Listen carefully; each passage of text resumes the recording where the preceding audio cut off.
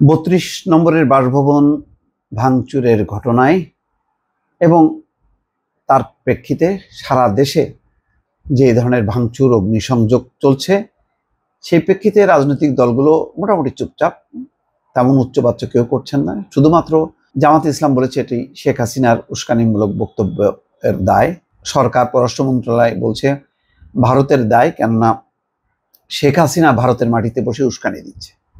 বাংলাদেশের ভেতর থেকে দুজন এবং বাংলাদেশের বাইরে আরেকজন তাসনিম খলিল, তারা বক্তব্য দিয়েছে, বিপরীত ধরনের বক্তব্য দিয়েছেন।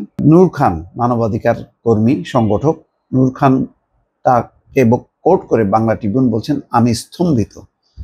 আরেকজন সংস্কার কমিশনের সদস্য বলছেন যারা ভাঙচুরে উস্কানি দিয়েছে তাদের বিরুদ্ধে ব্যবস্থা নেওয়া উচিত। তাসনিম খলিল খুব গুরুত্বপূর্ণ রাজনৈতিক একটি ভবিষ্যৎবাণী দিয়েছেন। তাসনিম খলিল তার ভেরিফাইড ফেসবুক পেজে লিখেছেন, ধানমন্ডি 32 নম্বর যেভাবে গুড়িয়ে দেওয়া হয়েছে সেটা নতুন এক ফ্যাসিজমের রাস্তায় প্রথম পদক্ষেপ। আজকে যারা উল্লাস করছেন তারা 5 বছর পরে রিগ্রেট করবেন, মার্ক মাই ওয়ার্ডস। আমি আবার বলছেন যে আজকে যারা উল্লাস করছেন তারা 5 বছর পরে রিগ্রেট করবেন, মার্ক মাই ওয়ার্ডস। তার এটি ব্যাপকভাবে এখন পর্যন্ত দেখা যাচ্ছে যে 16,000 লাইক হয়েছে এবং অনেকেই এটার পক্ষে বিপক্ষে মতামত দিয়েছে। আরেকটি স্তম্ভিত, নূর খান, আমি স্তম্ভিত। গুম কমিশনের সদস্য মানবাধিকার কর্মী নূর খান তার ফেসবুকে লিখেছেন আমি স্তম্ভিত। এর সঙ্গে আর একটা লাইন জুড়ে দিয়ে তিনি লিখেছেন এই দিন নয় আরো দিন আছে। দুপুরে ফেসবুকে এক পোস্টে তিনি কথাগুলো লেখেন, বুধবার রাতে ধানমন্ডি 32 নম্বর শেখ মুজিবুর রহমানের বাড়ি ধ্বংসস্তূপে পরিণত করা দেখে নানাজন নানা প্রতিক্রিয়া দিচ্ছেন। তারই অংশ হিসেবে নূর খানের এই প্রতিক্রিয়া। এর আগে সংবিধান সংস্কার কমিশনের সদস্য ফেসবুকে প্রতিক্রিয়া জানিয়েছেন।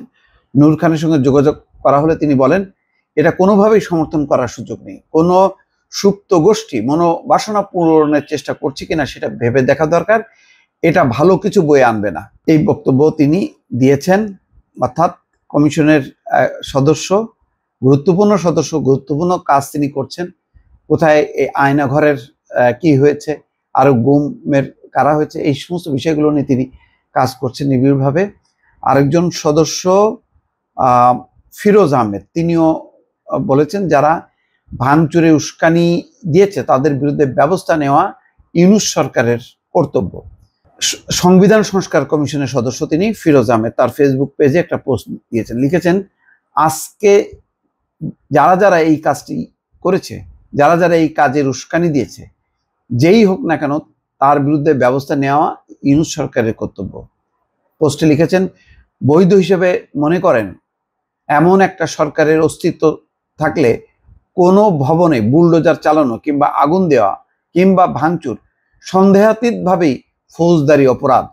অর্থাৎ বৈধ হিসেবে যদি সরকার মনে করে নিজেদের তাদের অস্তিত্ব যদি থাকে, তাহলে সেই সরকার থাকা অবস্থায় বুলডোজার চালানো, আগুন দেওয়া এটা ফৌজদারি অপরাধ। তিনি আরো লিখেছেন আজকে যারা এই কাজটি করেছে, যারা এই কাজের উস্কানি দিয়েছে, যেই হোক না কেন তার বিরুদ্ধে ব্যবস্থা নেওয়া ইউনূস সরকারের কর্তব্য। অন্তর্বর্তী সরকার হিসেবে আপনাদের গ্রহণযোগ্যতার ন্যূনতম প্রমাণ হবে এটা এদের বিচার করা, অর্থাৎ এদের বিচার করা, তাদের গ্রহণযোগ্যতার ন্যূনতম প্রমাণ দেখাতে হবে। বাংলাদেশের ভূখণ্ডে যে কোনো সম্পদ ও সম্পত্তির নিরাপত্তা যদি সরকার দিতে না পারে, ঘোষণা দিয়ে যদি তা এভাবে ভাঙা যায়, তাহলে সরকারের কার্যত অস্তিত্ব থাকে না।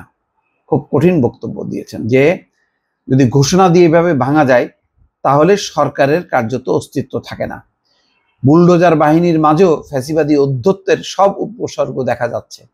তিনি লিখেছেন রাজনৈতিকভাবে এরা যদি সফল হয় বাংলাদেশ কয়লা হয়ে যাবে। আমার আশা এরা ব্যর্থ হবে। এই লোভী বর্বর মানুষগুলো জুলাই আগস্টের অভ্যুত্থান ভাঙিয়ে বেশি দূর যেতে পারবে না। বিশিষ্ট এই নাগরিক বলেন হাসিনার বিচার ও প্রত্যর্পণের যেখানে হওয়ার কথা দাবি, সেখানে তাকে পুনর্বাসন করার কাজটাই করবে এই ঘটনা। অর্থাৎ এইসব পরিস্থিতি শেখ হাসিনার পুনর্বাসনকে আরো ত্বরান্বিত করবে। ফিরোজ আহমেদ আরো লিখেছেন আর মনে রাখবেন এই ঘটনাগুলোতে সর্বদা শক্তিশালী হয় গোয়েন্দা সংস্থা এবং আমলাতন্ত্র। যারা এই ঘটনা ঘটালো তারা বাংলাদেশের জনগণকে কয়েক ধাপ পিছিয়ে দিল। জুলাইয়ের অর্জনকে তুলে দিল অগণতান্ত্রিক শক্তিগুলোর হাতে, প্রতিবেশীরও হাতে।